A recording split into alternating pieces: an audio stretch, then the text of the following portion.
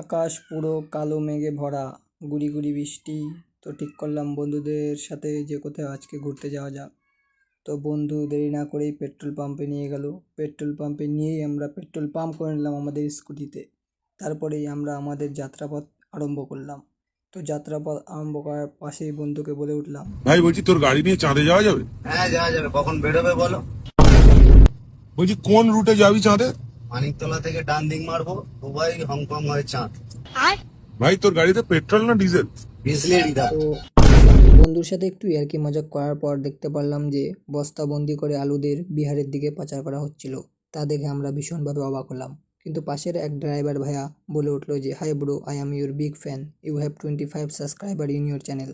তো আমি একটু আগে যেতে না যেতেই বুঝতে পারলাম যে সেই লোকটা আমার মজা কুড়িয়ে চলে গেল।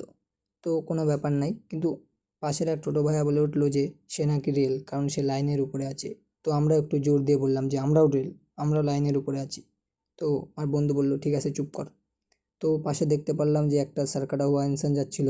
তো পরে দেখে বোঝা গেল যে পুরোপুরি মানবদেহ, সে নিজস্ব মানবদেহ বজায় রেখেছে। তো আমরা অবাক হলাম না, আর বন্ধুকে বললাম, সামনে এত সুন্দর প্রাকৃতিক দৃশ্য, তো একটু সাইড করলে কেমন হয়? বন্ধু বলল, হাট বেড়া, সাইড করবো না। আমি বললাম, কর কর কর।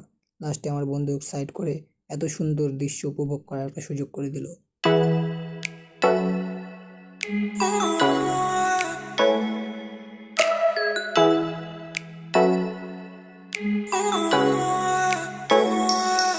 এত সুন্দর দৃশ্য দেখার পর বন্ধু বলল, এখন দেখতে পারবি সেই আদিম যুগের রেল, যা কিনা আমাদের পুরো ভারতবর্ষকে লুটিয়ে নিয়ে চলে গিয়েছিল।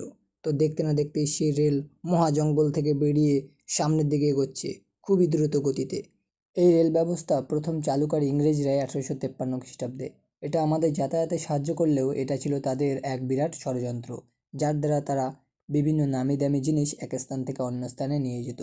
তখন এটা আমরা বুঝতে পারিনি, কিন্তু আকাশ নামে এক মহাকবি এই কথাটি বুঝতে পারে এবং তাদের বলে যে, হে ইংরেজ, মোর এই দেশ ছাড়িয়া চলিয়া যাও।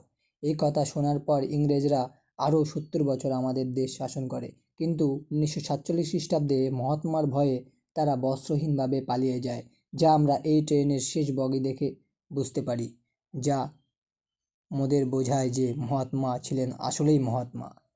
আমার এই বক্তৃতা শুনে পাশের দুটি ছেলে মাছি না মেরে মাছ মারছিল, কিন্তু মাছগুলো আমার বক্তৃতা শুনে ঘুমিয়ে পড়েছিল, তো তাদের টোপ আর নিচ্ছিল না।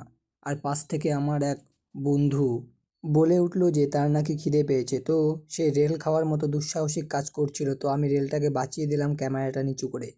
তো আগে যেতে না যেতেই আমরা দেখতে পারলাম সেই প্রাচীন এক স্কুল, যেখানে আইনস্টাইনের ভাইপো তার প্রাথমিক শিক্ষা গ্রহণ করেছিল। এই সেই স্কুল। আর এখানের প্রাকৃতিক যে ছবি তা অনেক সুন্দর।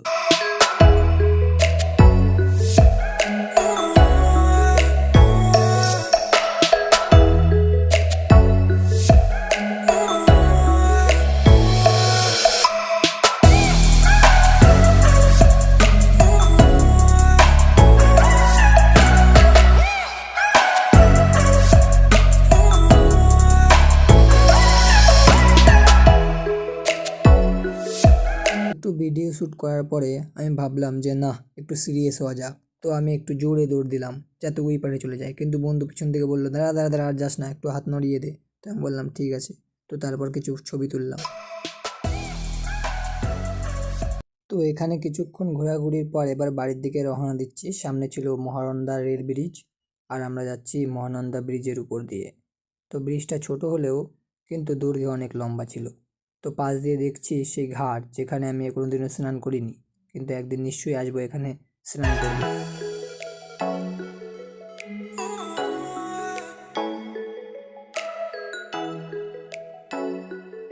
এরপর হালকা খাওয়া দাওয়ার পর আমি একটু সিনেম্যাটিক শট নিয়ে নিলাম খাওয়ার।